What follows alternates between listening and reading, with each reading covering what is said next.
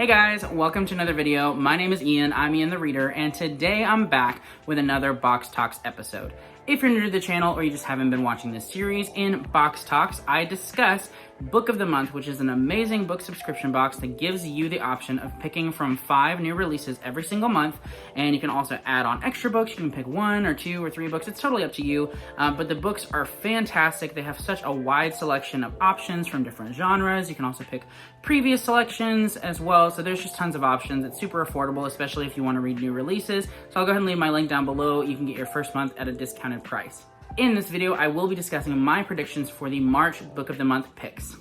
Now, I did not do so well last month, to be honest. In my February picks, I had some pretty confident opinions, and to be honest, I failed. I did. I think of my selection, so in my selection videos, I pick 3 books per genre, and then at the end, I selected which one I would think will definitely be the pick.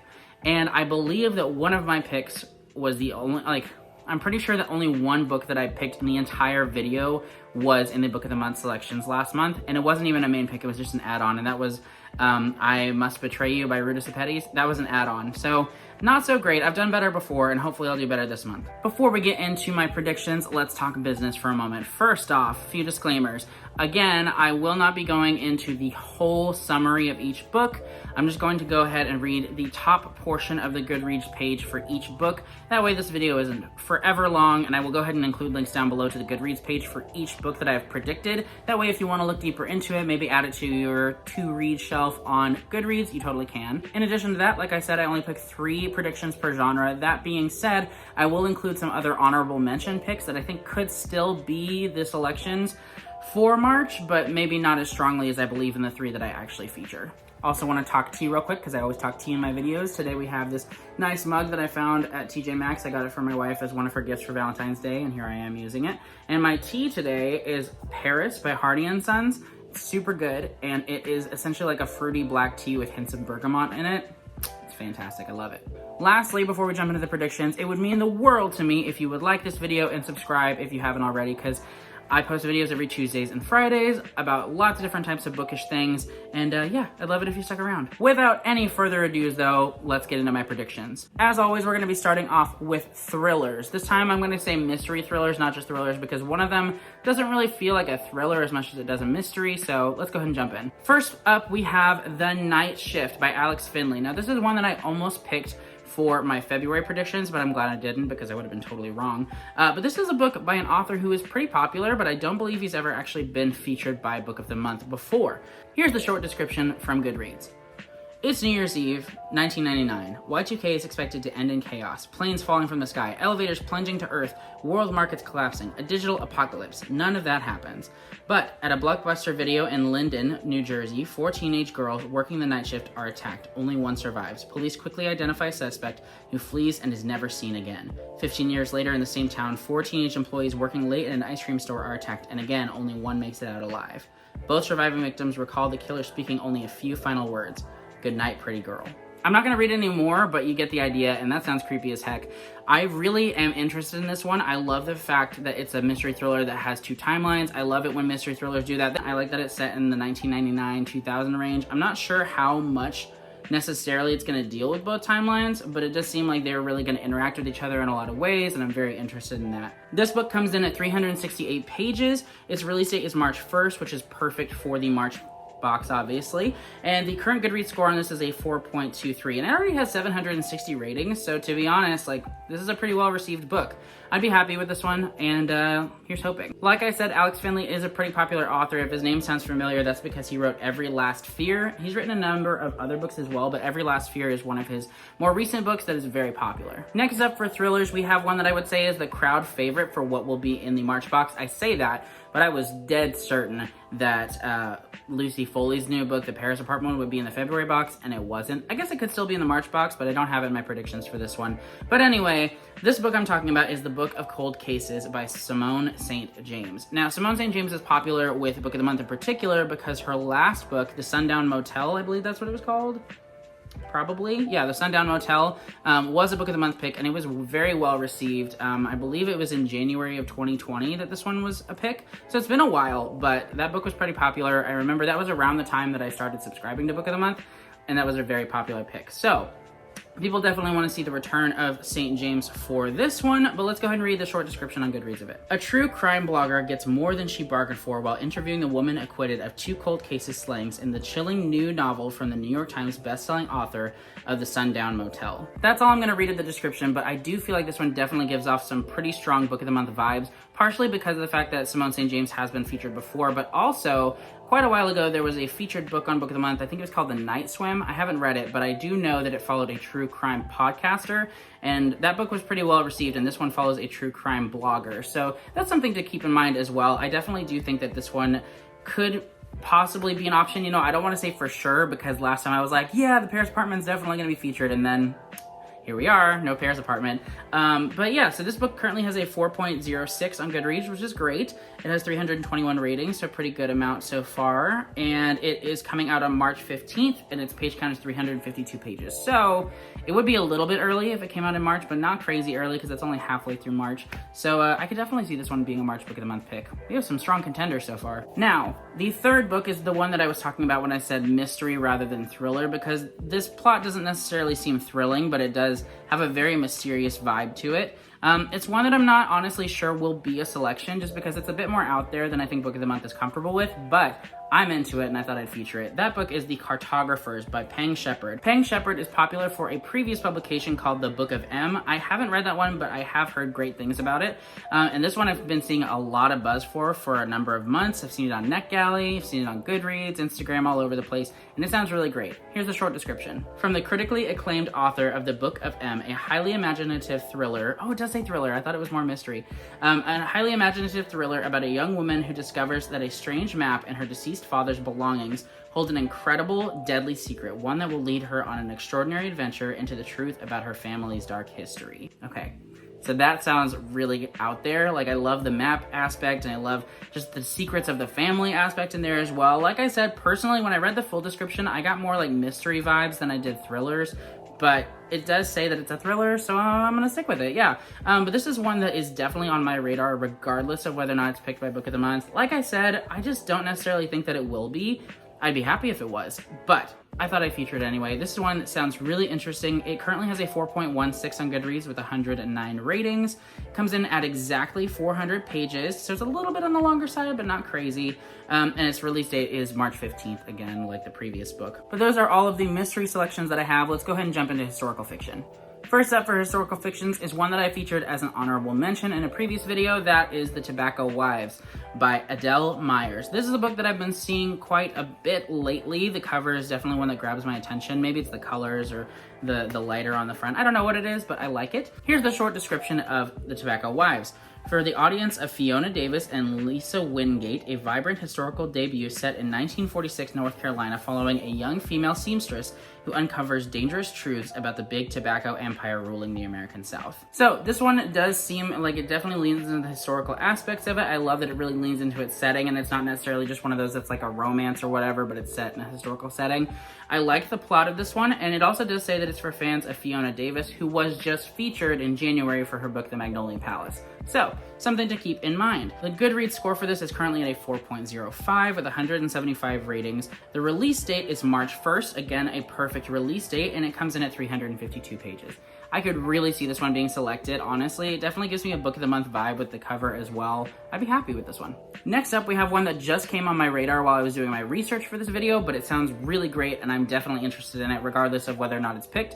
That is Memphis by Tara M. Stringfellow. It's funny because I said I only found out while I was researching this one, but after I found it, I feel like I've seen it on Goodreads and Instagram quite a bit, so the buzz for this one is definitely building up. Here's the short description of it on Goodreads. A spellbinding debut novel tracing 3 generations of a Southern black family and one daughter's discovery that she has the power to change her family's legacy. With this one, I definitely recommend going down and reading the full description because this book sounds amazing, you guys. I am here for it. I'm excited about it. It's going to be a powerful book, I can tell. This book seems to be primarily set in 1995, but like it says in the description, it is tracing 3 generations of this family, so I imagine it's going to go back and forth in time, and that's something I absolutely love. I'm a huge fan of multi-generational family stories. They just hit me different, man. They hit me different. This book currently has an amazing 4.35 on Goodreads with 190 ratings, and it does come in at 272 pages, which is a great length for a book of the month. They try to pick books that are between 250 and 350 pages, I would say,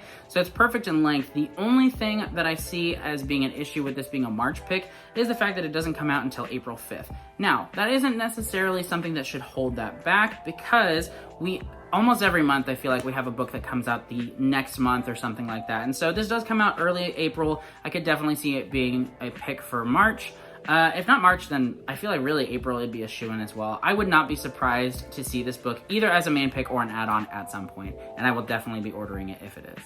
And the last one for historical fiction that I have is one that I did feature in my February predictions, and that is On a Night of 1,000 Stars by Andrea Yarura Clark.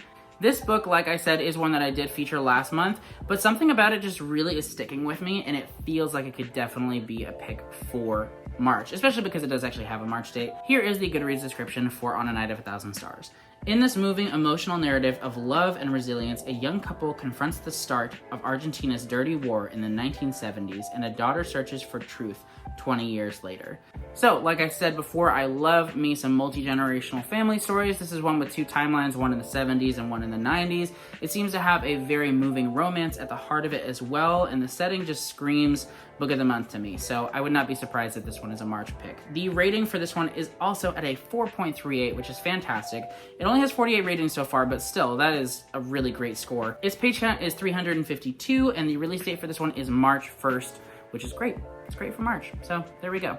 Something to keep in mind with all three of my historical fiction predictions, that's kind of hard to say. Anyway, something to keep in mind with all of those is that all three of them are debut novels. None of the mystery thriller selections that I chose were debuts, but all three of these are, and Book of the Month loves featuring debut authors, so I could definitely see any of these three really being featured for March. All right, moving on, let's go ahead and talk literary and contemporary fiction. First up, we have Groundskeeping by Lee Cole. This is one that I already have a digital copy of, so hopefully I'll get around to reading it at some point, but it's definitely been on my radar for a while now. Here's the Goodreads description. An indelible love story about two very different people navigating the entanglement of class and identity and coming of age in an America coming apart at the seams. This is an extraordinary debut about the ties that bind families together and tear them apart across generations. Okay. That sounds great. That's like my kind of story. I love that it's one that is a family story, but it's also one that deals with some really serious issues about identity and coming of age, as well as class and things like that. Those are themes that Book of the Month loves tackling with their selections, and so I could definitely see that being a pick, to be honest. It currently has a 3.90, so not bad at all. It has 71 ratings, and it does come out March 1st. The page count for this one is 336. So honestly, with the fact that it has really intense like family dynamics, as well as the important themes in there, I definitely could see this one being a Book of the Month pick. Next up is one that I am super excited about. This one's been on my radar for a few months, and it's one that really gets me excited. I just love the description of it, and I'm very excited to read it, so I'd be happy with it. That book is The Unsinkable Greta James by Jennifer E. Smith. Here's the Goodreads description for this one. It says, an indie musician reeling from tragedy reconnects with her estranged father on a week-long cruise in this tale of grief, fame, and love from best-selling author Jennifer E. Smith. I haven't ever read anything by Jennifer E. Smith. I think she primarily writes YA rather than adult fiction, but this book sounds really intriguing to me. I love it when you have dysfunctional family members who come together in moments of grief. I love it when there is like a central theme of like music, or like one of the characters is really into music. That's just something I love because I'm a musician as well. And this book just sounds really great. And then in addition to that, it does have a really great score of a 4.22 on Goodreads with 372 ratings. So it has quite a few reviews already. So if you want to go ahead and look into that, definitely check it out. Its release date is March 1st, and it comes in at 320 pages. I would be very happy with this one. It's one that I really want to read at some point. My last prediction for literary and contemporary also has a flair of magical realism, so keep that in mind. But this book is by the author of In 5 Years, and it is One Italian Summer by Rebecca Searle. Maybe that's how you say it, I hope so. This book, I haven't heard much about, to be honest. It popped up on my radar a while ago, but it just didn't necessarily scream a book that I would necessarily be into. However, don't judge a book by its cover, because I read the description and it sounds really interesting. Here it is. When Katie's mother dies, she's left reeling. Carol wasn't just Katie's mom, but her best friend and first phone call. She had all the answers, and now when Katie needs her the most, she is gone. To make matters worse, their planned mother-daughter trip of a lifetime looms. 2 weeks in Positano, the magical town Carol spent the summer right before she met Katie's father. Katie has been waiting years for Carol to take her, and now she's faced with embarking on the adventure alone. But as soon as she steps foot on the Amalfi Coast, Katie begins to feel her mother's spirit. And then Carol appears in the flesh, healthy, suntanned, and 30 years old. Katie doesn't understand what is happening or how. All she can focus on is that she has somehow impossibly gotten her mother back. Over the course of one Italian summer, Katie gets to know Carol not as her mother, but as the young woman before her. Okay, so I kind of skipped around on the description there just because I didn't want to read on for too long, but I wanted to get you a gist of where the magical realism comes in on this book. So yeah, it sounds pretty interesting. I like that it explores the mother-daughter relationship in kind of a unique and different way. I think that's really interesting. In addition to that, this does have a 3.98 on Goodreads, which is a good score, with 662 ratings, so it's been read quite a bit already. It comes in at 272 pages, and the release date is March 1st. So I would really like this one. I love it when you have like a literary or contemporary fiction that brings in that magical realism element. I'm just a big fan of magical realism. That's the truth. But I would definitely be interested in reading this one, so that'd be cool. Speaking of magic, let's go ahead and move on to my fantasy and science fiction predictions. Now, with this genre, I went a little bit heavy on the YA this month, but I think that's okay given the selections that I have. Let's go ahead and talk about those. First up, we have A Far Wilder Magic by Alison Saft. The description on this one says, when Margaret Welty spots the legendary Hala, the last living mythical creature, she knows the half-moon hunt will soon follow. Whoever is able to kill the Hala will earn fame and riches and unlock an ancient magical secret. If Margaret wins the hunt, it may finally bring her mother home. While Margaret is the best sharpshooter in town, only teams of 2 can register, and she needs an alchemist. Weston Winters isn't an alchemist yet. Fired from every apprenticeship he's landed, his last chance hinges on Master Welty taking him in. But when Wes arrives at Welty Manor, he finds only Margaret and her bloodhound Trouble. Margaret begrudgingly allows him to stay, but on one condition: he must join the hunt with her. So, the reason that I picked this one is because 1, it sounds interesting to me, but 2, it has like a romance at the heart of it, which is something that they typically lean into with Book of the Month as well, is just, romantic angles on books, and this definitely has that. I like that there's kind of an animal companion there with her bloodhound, and just this whole hunt aspect is really interesting to me. This book does have a score of 4.22 as well, so that's really great, with 385 ratings. It comes in at 384 pages, which is a good length for a fantasy book and a good length for Book of the Month.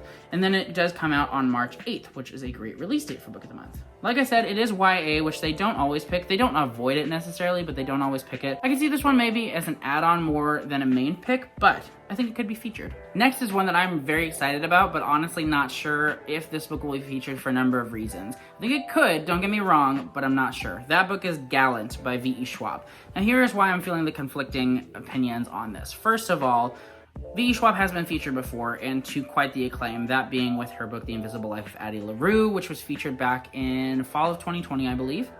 That book is amazing. If you haven't read it, definitely go read it. I think you can actually add it as an add-on still on Book of the Month, so definitely check it out. The reason that I say I'm not sure, though, is because, 1, this is a YA book, which, they may or may not feature because they don't always feature YA books. I could definitely see this one being an add-on because of the fact that it is a very popular author, and they like to pick really popular authors who have been successful on Book of the Month before as add-ons, so that people have to get a box and then get an add-on as well. But I'm just not sure. I'm not sure. So here's the Goodreads description.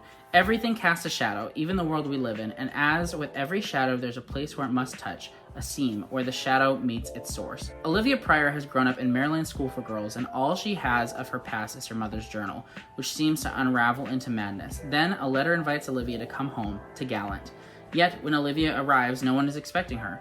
But Olivia is not about to leave the first place that feels like home. It doesn't matter if her cousin Matthew is hostile or if she sees half-formed ghouls haunting the hallways. And then it goes on from there. This definitely has that classic V.E. Schwab vibe of being a little bit dark, definitely taking kind of like a more common trope and kind of turning it on its head. I'm definitely interested in seeing this. It definitely has like a darkness to it that seems really interesting. And yeah, I would love it if this was picked. I'm just not sure if it will be. I'm hopeful. That's why I'm putting it on this, because I'm hopeful that it will be, but we'll see. Gallant currently has a 4.18 on Goodreads with 718 ratings. The release date is March 1st, and it comes in at 352 pages. We'll see if it's a pick. The last fantasy sci-fi prediction I have is a science fiction title called A House Between Earth and the Moon by Rebecca Sherm. This is one that came onto my radar while I was doing my research, and I am very happy that it did because it sounds awesome. I also really love this cover. I think it's super cool. But here's the short description on Goodreads. The gripping story of one scientist in outer space, another who watches over him, the family left behind, and the lengths people will go to protect the people and the planet they love. So I know I'm a little bit all over the place with how much of a description I'm reading from Goodreads, but I do feel like that was a pretty cohesive, shortened version of what the actual description is. This book sounds awesome though. I love the family aspect of it as well as the different scientists. I love that some of it is set in outer space, some of it is not. It sounds great. It sounds great. I'm here for it. This book does not have a ton of ratings yet. It only has 8 so far with a current score of 4.25. That being said, it is from Viking, which is a pretty popular publishing company, so I could still see it being featured if they do go with a science fiction and fantasy book this month, but we'll see. The page count for this book is 400, and it does release on March 29th, so it's at the very end of March. We'll see. It could be selected, it could not be, but I liked it. It sounds really interesting. You should definitely check out the full description. I will leave the link down below. All right, so that is it for science fiction and fantasy. Let's go ahead and jump into the romance category. First up is one that I did feature last month. I do still think that it could be featured because 1, it's the first book in a series, 2, it has great reviews so far, and 3, it does come out in March, and that book is A Brush with Love by Maisie Eddings. The short description on this one says, Harper is anxiously awaiting placement into a top oral surgery residency program when she crashes literally into Dan. Harper would rather endure a Novocaine-free root canal than face any distractions, even one this adorable. A first-year dental student with a family legacy to contend with, Dan doesn't have the same passion for pulling teeth that Harper does, though he finds himself falling for her. He's willing to play by Harper's rules. So, with the greatest of intentions and the poorest of follow-throughs, the two set out to be just friends. But as they get to know each other better, Harper fears that trading fillings for feelings may make her lose control and can't risk her carefully ordered life coming undone, no matter how drool-worthy Dan is. So there you go. If that's your cup of tea, then enjoy. It definitely seems like it has a friends to lovers kind of angle going on there, which I know is very popular. And like I said, it's the first of a series, so it's definitely a great time for Book of the Month to pick this because it would help readers get more invested in the series. And maybe they'll feature it again, maybe they won't. They don't always do that with series, but you know how it is. The current score for this one is a 4.16 with 560 ratings. The release date is March 1st, which, like I said, is a great release date for the March box, obviously. And the page count is 336. Next romance prediction that I have is By Any Other Name by Lauren Kate. Here is the short description from Goodreads. From #1 New York Times bestselling author Lauren Kate comes an enemies to lovers romance about an editor, her bestselling author, and one life-changing secret. Alright, so we have friends to lovers over on A Brush with Love, and we have enemies to lovers over on By Any Other Name. There you have it. I do also think that the setting being kind of focused on books, with it being around a publishing company, one of the characters being an author, and things like that is another thing that will interest readers and may make Book of the Month lean more towards this book rather than a different romance book. And the current score for this one is a 3.88 with 335 ratings. 3.88 is pretty good, so that's not bad. The page count for this one is 304, and the release date, again, is March 1st. And the last romance book that I am featuring is called The Next Thing You Know. So this isn't necessarily like full-on romance as much as it is like fiction, maybe contemporary fiction with a romance angle to it, so keep that in mind. The short description on Goodreads for this one says, a musician facing the untimely end of his career, an end-of-life doula with everything and nothing to lose. A Star is Born meets me before you in this powerful novel by the author of A Million Reasons Why. This is one that definitely does seem to lean a little bit more heavily into the tragic or like emotional side of the romance genre. I do know that some contemporary romances do feature like a more emotional angle and like the emotional turmoil aspect of it. This doesn't necessarily seem very fluffy, so keep that in mind, but it does seem pretty good. It seems pretty powerful. So, like I said, it is by Jessica Strasser. She does have a number of previously published novels, so if this sounds interesting, you might want to check out her previous works. The Goodreads score for this is a 4.6 with 164 ratings. The release date is March 22nd, so a little bit later in March, but not crazy, and the page count is 352. I'm actually pretty interested in this one, and I would love to see it featured by Book of the Month. I don't necessarily know that they will, because it's not necessarily like the normal kind of romance that they lean towards, but it could be selected.